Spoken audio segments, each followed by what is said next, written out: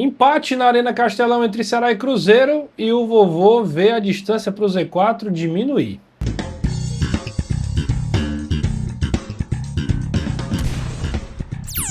Meus amigos, 1-1 na Arena Castelão, o Ceará sai na frente com o Zanocelo e sofre um empate num gol contra, né, um cruzamento do Kaique ali, uma bola desviada no Marcos Vitor, o Bruno defende uma finalização, a bola volta no William Machado e o Cruzeiro consegue o empate. E nesse vídeo eu quero comentar sobre duas coisas.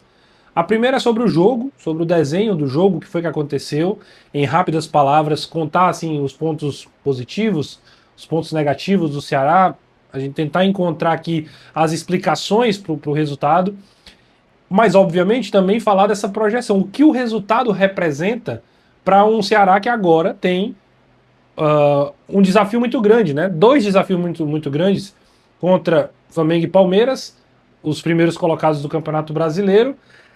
Dentro de qual cenário o Ceará vai enfrentar essas equipes, é sobre isso que a gente vai conversar, né? Aquele pedido de sempre, antes de mais nada, para você se inscrever no canal, ativar as notificações, deixar o like, é sempre muito importante, você aqui junto com a gente, ultrapassamos 12.500 e alguma coisa, rumo aí aos 13 mil até o final dessa Série A do Campeonato Brasileiro, tem mais uma semana, então você que não é inscrito, se inscreve aí e, se possível, deixa o like para que esse vídeo possa chegar para mais pessoas. Além disso, quero falar da GoCase, últimos dias aí da Go Black Week, a promoção da GoCase, nos produtos aí referentes aí ao novembro, né, o Black Friday de novembro, as garrafas com muita promoção. Eu sempre falo da garrafa Fresh, uma das minhas preferidas, essa aqui personalizada, por exemplo, com o nome do meu filhão que tá vindo aí, você pode adquirir também, se acumular, se botar no carrinho compras acima de R$ 99, você pode usar o cupom Fala Manso e tem mais 5% de desconto, além, claro, dos descontos do próprio site. Tem garrafa, tem capinha, tem mala a bordo, tem várias... E o que eu mais gosto da GoCase, além da variedade de produtos, tem mochila, né? É você poder personalizar, botar seu nome, botar o nome da pessoa que você ama, o desenho, o clube, enfim. A GoCase dá várias opções que você pode adquirir. Então cola lá, gocase.com.br. Se quiser ver os produtos Ceará, barra Ceará. Se quiser ver os produtos Fortaleza, barra Fortaleza. É isso aí, cola lá na GoCase que é sucesso demais, beleza? Vamos falar sobre esse empate do Ceará, que no primeiro tempo, é bom, a gente precisa, né, ser bem coerente aqui com a nossa análise. Foi um time que foi pior do que o Cruzeiro. O Cruzeiro foi melhor, o Cruzeiro teve mais posse de bola, o Cruzeiro teve mais finalizações a gol, o Cruzeiro teve mais organização, mais tomada de decisão correta. O Ceará não conseguiu encaixar a marcação no Cruzeiro. O próprio Léo Condé falou isso no pós-jogo, e para usar as palavras dele, um time que errou muito, errou bastante na tomada de decisão, parecia um time inquieto, nervoso, inseguro, e não é a característica desse time do Ceará, um time tão consciente daquilo que está fazendo, mesmo quando baixa a marcação, quando baixa a linha, quando espera o time adversário, é um time consciente daquilo que está fazendo, e acho que hoje o Ceará demorou a entender o que estava acontecendo com a formação de jogada do Cruzeiro. O Cruzeiro que foi muito bem, movimentou bastante, fez as triangulações, eu até destacava na transmissão que parecia um jogo de... o Cruzeiro tinha um segredo, quando o Ceará destravava o segredo, ele mudava o segredo. Não sei se deu para entender. Mas tinha um jeito de jogar, o Ceará descobria e o Cruzeiro mudava. E aí o Ceará demorava a encaixar. Então ficou nesse jogo de tentar entender como é que o Cruzeiro jogava, o Ceará perdeu muito tempo nisso. Teve chance ainda no primeiro tempo, poderia... com a finalização do Fernandinho, até ter saído na frente, mas não aconteceu. O primeiro tempo termina 0-0, o Cruzeiro tem muitas chances assim logo no começo do jogo, os primeiros 20 minutos, deu um calor muito grande, uma assustada, e causava a impressão de que seria uma noite bem ruim. E aí quando volta para o segundo tempo é um jogo diferente, onde o Ceará até sofre um primeiro ataque logo com 2 minutos, mas depois cresce de produção, o Ceará começa a conseguir jogar, a sair dessa marcação, o Ceará ajusta alguns detalhes. Acho que Galeano e Fernandinho começaram o segundo tempo muito bem, acompanhando assim a subida dos jogadores do Cruzeiro, e passou a atacar também, passou a fazer alguns contragolpes que foram muito importantes, e num deles o Ceará sai na frente com o gol do Zanocelo, uma jogada do Fernandinho, que o Mugni acaba dominando, escorando, e o Zanocelo faz o gol. Eu confesso que naquele momento eu achava que o Ceará dominaria o jogo. Por quê?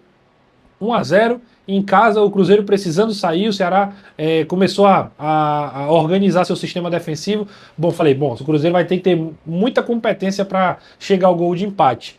E aí começam as mudanças acontecendo e eu não posso deixar de destacar duas coisas. A primeira, como o Ceará não tem um elenco homogêneo, o Ceará tem um elenco heterogêneo, com características e níveis diferentes, quando faz alguma troca, ó, eu não sou fã do Fernandinho, eu acho que o Fernandinho, o primeiro tempo dele é muito ruim, assim, é muito inexpressivo, sabe? Assim, eu já falei isso aqui em outros vídeos.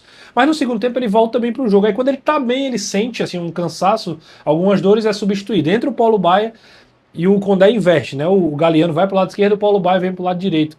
E se você observar o lance do gol, é uma transição ali do lado esquerdo do Cruzeiro, uma bola nas costas do lado direito ali da defesa do Ceará, não tinha uma cobertura, o Paulo Baia para, o cara passa nas costas do Kaique, o Fabiano tá marcando o cara que tá com a bola, e aí vem um cruzamento, o Kaique faz um cruzamento, acontece um bate-rebate ali, gol contra da equipe do Ceará, o Cruzeiro empata o jogo. O outro ponto que eu queria falar, além disso, é dizer o seguinte, além dessa questão da heterogeneidade do Ceará, a questão da demora do Condé. Acho que o Condé demora muito para perceber que o Ceará perdeu força física num jogo extremamente duro, duelado ali, brigado, e aí o Ceará só vai melhorar mesmo no jogo, assim, dominar o jogo, as ações, o volume, quando entra Richard e Fernando Sobral. E você me pergunta, pô, será Richard e Fernando Sobral para mudar o jogo? Mas era muito mais do aspecto físico. O Ceará passou a marcar o Cruzeiro mais alto, impedindo a saída de bola. Aí o Cássio começou a errar, o Vidalba começou a errar, o próprio Fabrício Bruno, que tem um bom passe, também não estava conseguindo mais encaixar, e o Ceará começou a ter oportunidades. E pelo menos duas ele teve a chance de sacramentar o resultado.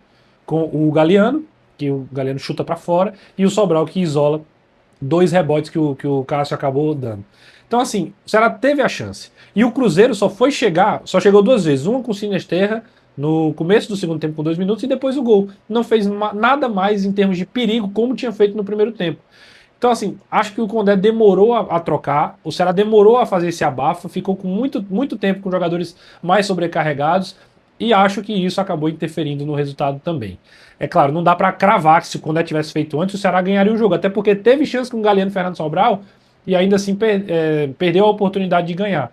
Então, assim, não dá pra gente cravar, mas que possivelmente o Ceará teria mais condição de competir e empurrar o Cruzeiro durante mais tempo, isso é uma verdade inquestionável também, na minha opinião.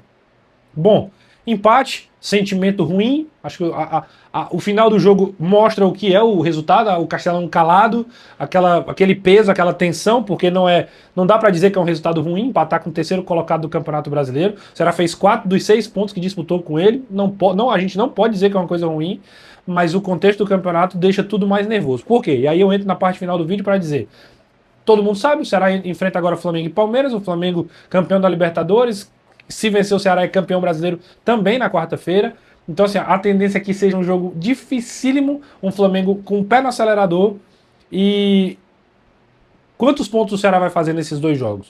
O Ceará está a 2 pontos da zona de rebaixamento, o Inter tem 41, o Ceará tem 43. Para o Ceará entrar na zona de rebaixamento nessa rodada, Inter, Santos e Vitória precisam ganhar os seus jogos e o Ceará perder. Só assim o Ceará entraria na zona de rebaixamento. Convenhamos, é possível, mas é muito difícil. Mas se ele perder, esses três ganharem, se eles terem ganhado, o Ceará já entra precisando ganhar do Palmeiras na última rodada, e aí é um cenário bem complexo. E para piorar tudo, uma sinuca de bico. Se o Ceará perde para o Flamengo, o campeonato acaba. O Flamengo é campeão brasileiro. Se o Ceará empata, o Palmeiras ganha, por exemplo, o jogo contra o Palmeiras aqui vale muito. Se o Ceará perde e o Palmeiras perde também, aí o campeonato está acabado também. Mas o cenário do Ceará empatando com o Flamengo, resultado gigante, e o Palmeiras ganhando o seu jogo, o Palmeiras fica muito vivo para enfrentar o próprio Ceará na última rodada. E aí? Como é que fica, né? Como é que fica essa projeção? Então ainda tem esse jogo aí de interesse das duas equipes.